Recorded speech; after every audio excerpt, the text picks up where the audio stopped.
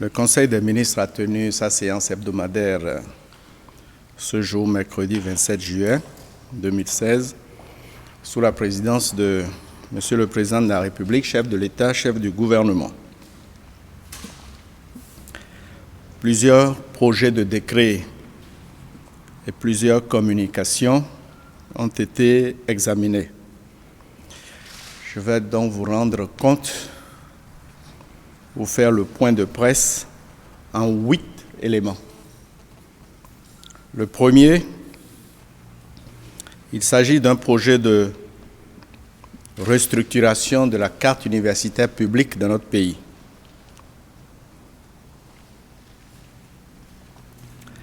Notre pays dispose aujourd'hui de 7 universités publiques et de 22 centres universitaires répartis sur toute l'étendue du territoire. Mais les difficultés rencontrées dans le secteur de l'enseignement supérieur et de la recherche scientifique restent entières. Il s'agit de l'insuffisance d'enseignants qualifiés pour encadrer les nouveaux centres et de l'insuffisance d'infrastructures d'accueil et de matériel didactique. Cette dispersion des centres universitaires a un coût majeur pour le développement. C'est la baisse de la qualité de l'enseignement et de la réputation de notre système éducatif. Cette dispersion empêche aussi le brassage interrégional de la population estudiantine et distend les liens de solidarité nationale. La situation actuelle dans le secteur pose par ailleurs le problème de la qualité de la dépense publique dans le contexte de sous-équipement des universités publiques. La communication qui a été soumise au Conseil par le ministre de l'Enseignement supérieur et de la Recherche scientifique appelle à une rationalisation et à une dynamisation du secteur de l'enseignement supérieur et de la recherche scientifique. À l'issue de l'examen de cette communication, le Conseil a décidé de mettre fin à la régionalisation de l'enseignement supérieur et exprime par la même occasion la ferme volonté d'améliorer les conditions de travail des enseignants et des étudiants, de renforcer toutes les infrastructures. Les 22 centres universitaires seront réorganisés et regroupés autour de 4 grandes nouvelles universités. 2 grandes universités plurithématiques, à savoir l'université d'Abomey-Calavi et l'université de Parakou. 2 grandes universités thématiques, à savoir l'université des sciences, technologies, ingénierie et mathématiques d'Abomey et l'université nationale d'agriculture de Porto-Novo.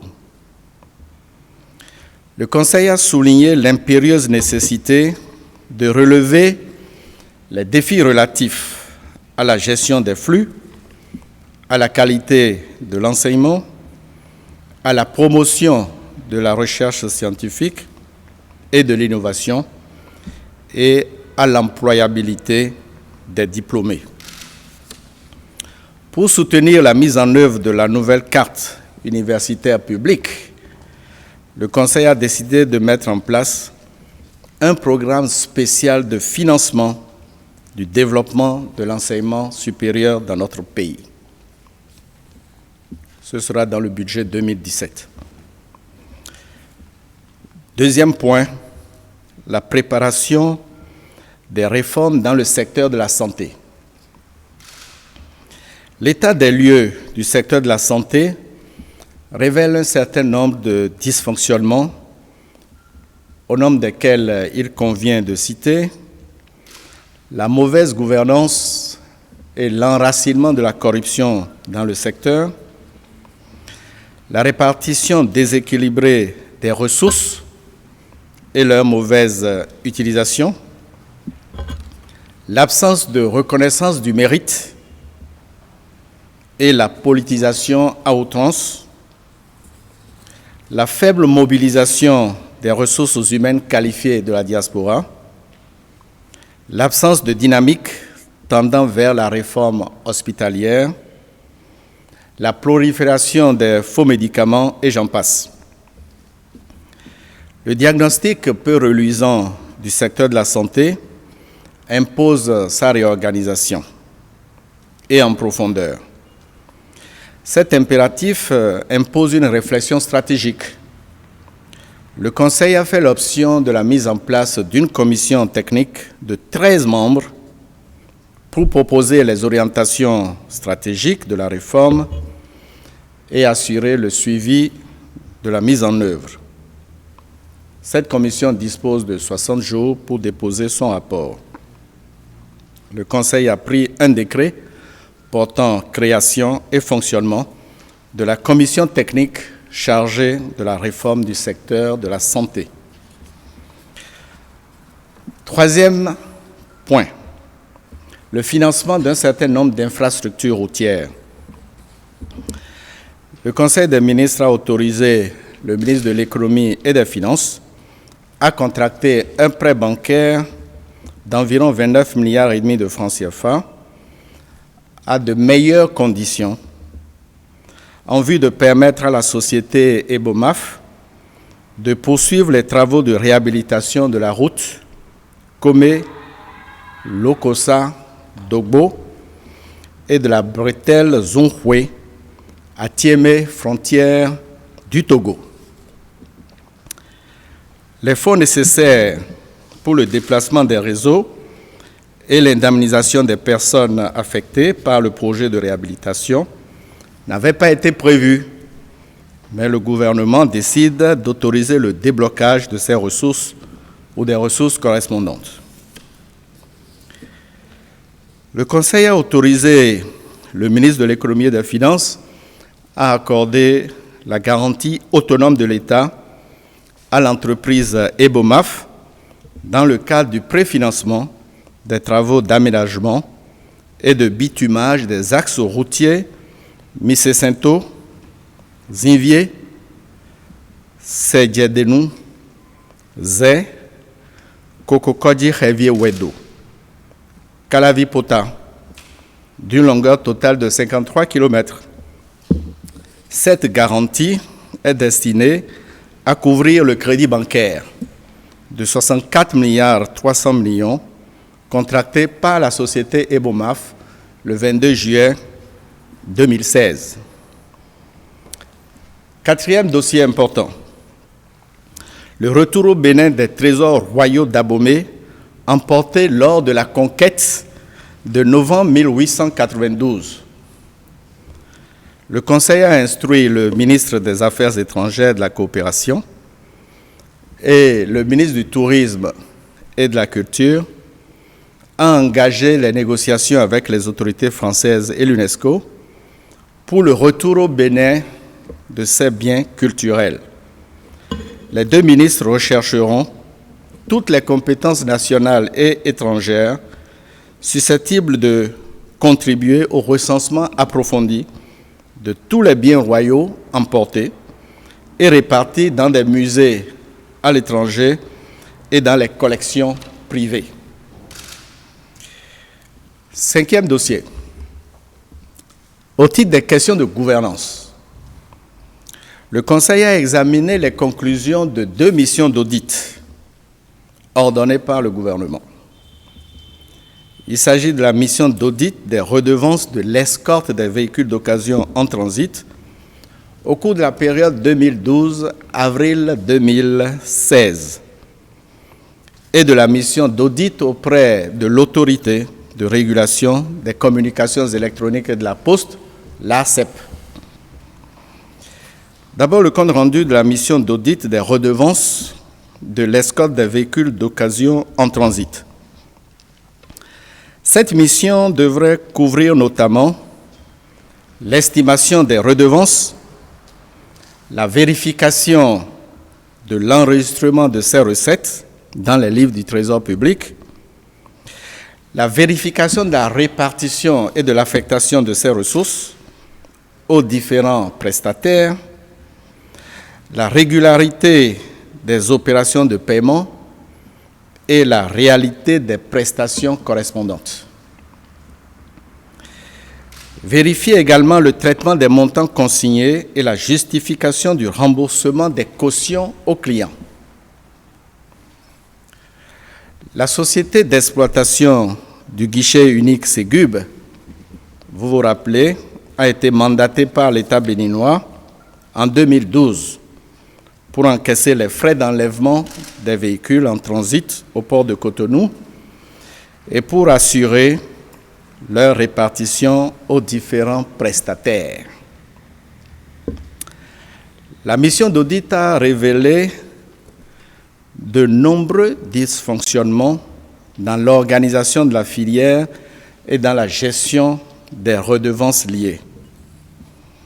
Au nombre de ces dysfonctionnements, on peut citer l'insuffisance de fiabilité du système de détermination du montant des redevances collectées, qui se traduit par des écarts importants sur le nombre déclaré de véhicules. Un moins perçu de près de 1,6 milliard de francs CFA dû à la minoration des frais d'enlèvement par défaut de respect de la valeur minimale en douane fixée pour les véhicules d'occasion en transit. Un écart non expliqué à ce jour de plus de 9 milliards de francs CFA entre le total des virements effectués en 2012 par la Ségub et le montant constaté sur les comptes bancaires du Trésor. Le paiement irrégulier au profit de divers opérateurs de la filière par surévaluation de leurs prestations. Il s'agit d'une douzaine de sociétés. Il y a une société de BTP, une société de BTP dans la filière des véhicules d'occasion qui a encaissé 14 milliards 300 millions sans aucune contrepartie de prestations.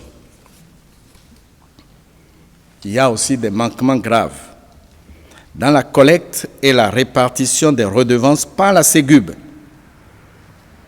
dont le défaut d'ouverture d'un compte bancaire dédié aux recettes. Et puis, il y a le prélèvement par facturation sur le bordereau de frais unique d'un montant additionnel de 10 000 francs CFA par véhicule, non prévu, et destiné au guichet unique des opérations de commerce extérieur. À la lumière des conclusions de l'audit et au vu de l'état des reversements faits aux prestataires, dont certains ne paraissent pas justifiés, on peut déduire que la gestion des redevances de l'escorte des véhicules d'occasion en transit, confiée à la Ségub sous la période sous analyse, est peu transparente et se trouve aux antipodes du professionnalisme et de l'orthodoxie. Le Conseil a exprimé sa ferme volonté d'assainir les finances publiques, d'améliorer la gouvernance de la filière des véhicules d'occasion en transit. Le Conseil a instruit le ministre des Infrastructures et des Transports, le ministre de l'Économie et des Finances et le garde des Sceaux, ministre de la Justice et de la Législation, aux fins de transmettre le rapport et ses annexes au pouvoir judiciaire. pour les suites qu'il conviendra d'y donner. La mission d'audit auprès de l'autorité de régulation des communications électroniques et de la Poste. Dans le cadre de ces activités, le Bureau d'analyse et d'investigation de la Présidence de la République a fait procéder à l'audit de l'organisation et de la gestion de l'autorité de régulation des communications électroniques et de la Poste.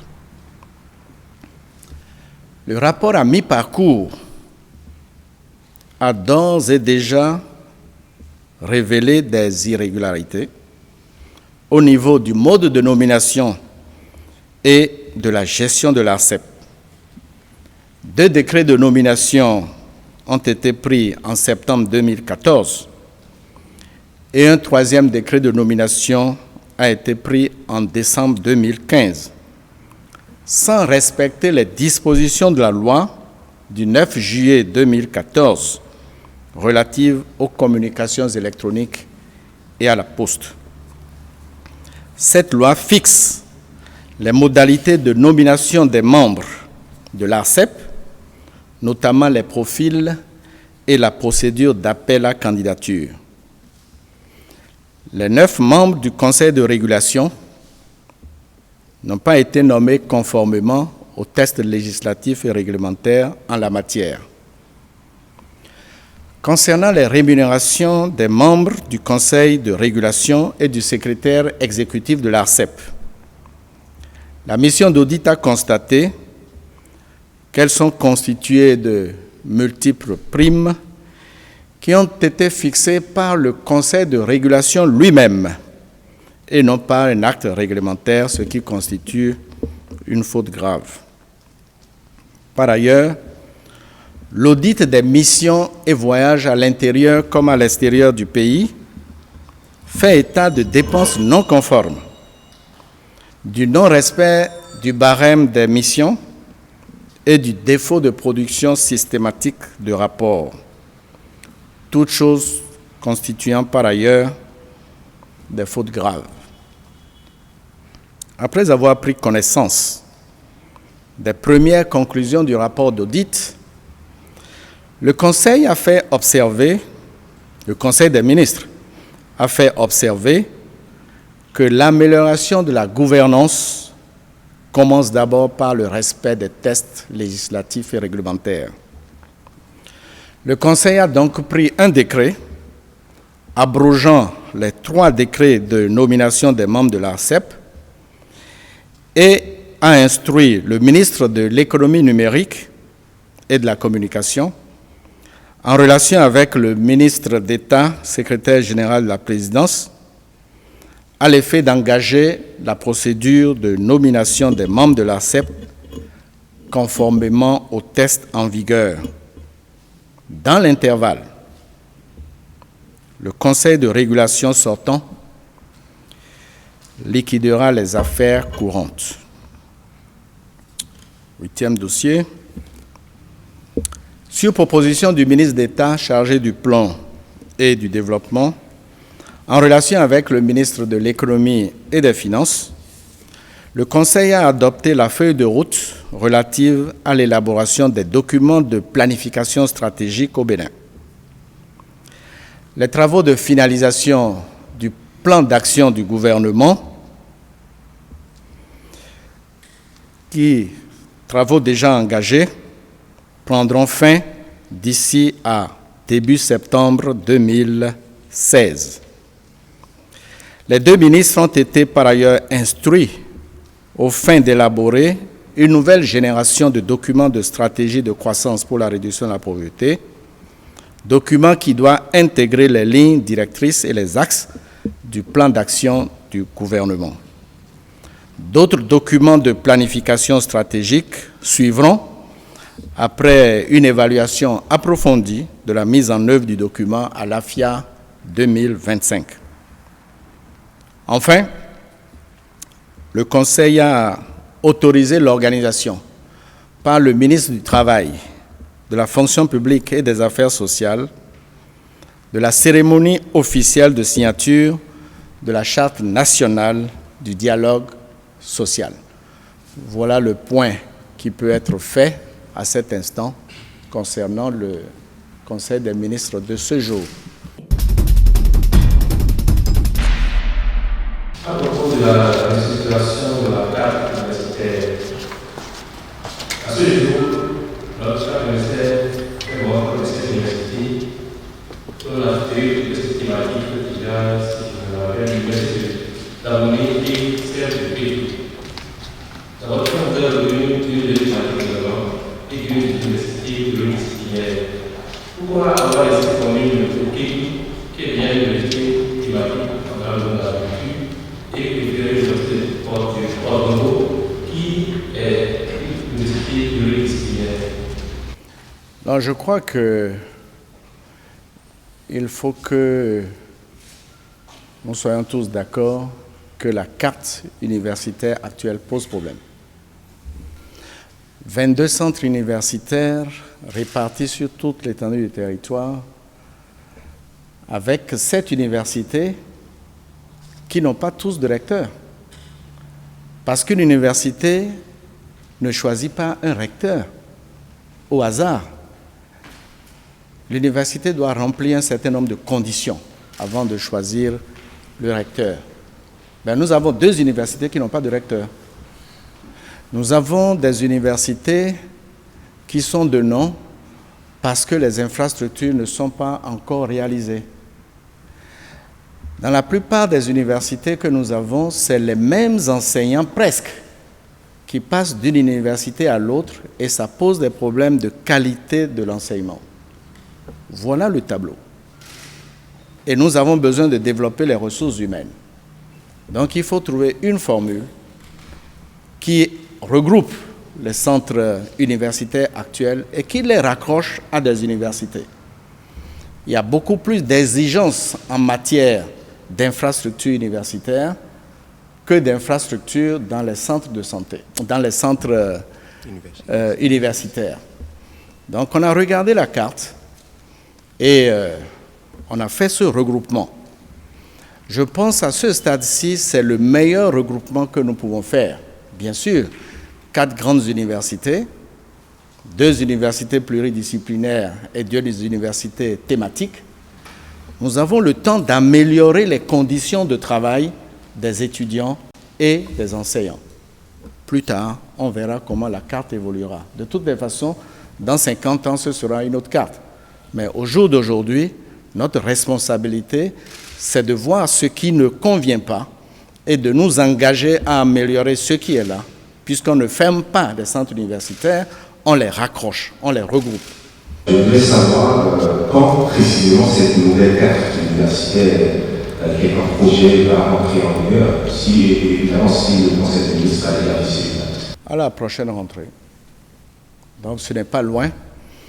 Et le gouvernement a maintenant l'obligation de formuler un programme de financement de développement des infrastructures dans les grandes universités qui viennent d'être créées.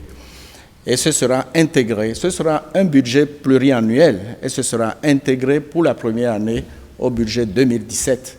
Le ministre d'État chargé du plan et du développement et le ministre de l'économie et des finances ont été instruits aujourd'hui sur cette question. Je crois que le message est bien passé. Il y a peu de questions. Ça dépend de ce que vous écrirez demain. Puisque, ils vont bien rendre compte, je crois bien. Non, mais puisqu'il y a une confusion entre point de presse et communiqué du Conseil des ministres. Et notre communiqué est un compte rendu exhaustif du Conseil des ministres. Moi, je tire de la substance du Conseil les éléments essentiels qui pourraient nourrir vos réflexions et vos comptes rendus.